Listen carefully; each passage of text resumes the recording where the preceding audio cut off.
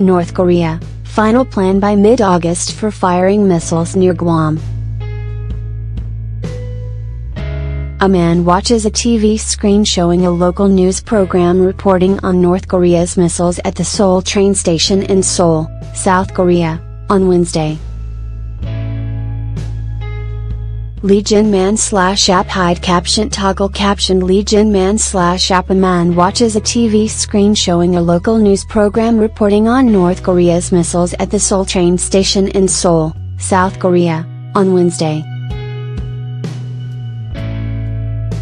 North Korea said it would finalize plans for missile launches near Guam by the middle of this month and then wait for a green light from leader Kim Jong-un before carrying them out.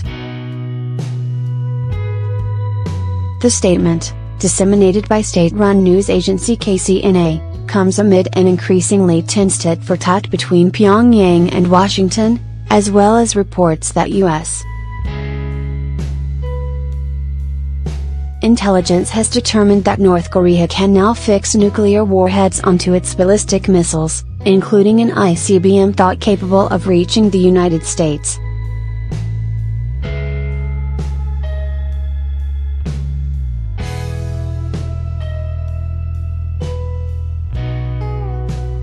On Tuesday, President Trump promised fire and fury like the world has never seen against North Korea if it didn't stand down from its threats against the United States.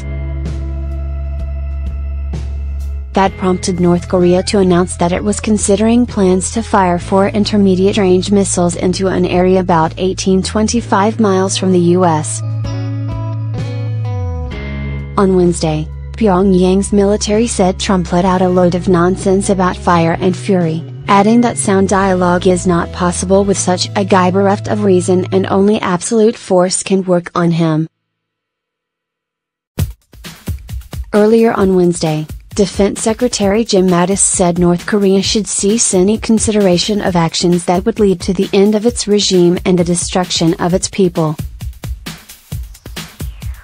Quoting several people with direct knowledge of what unfolded, The New York Times reported that Trump's latest remarks on North Korea were improvised and that the wording had not been discussed with advisors ahead of time.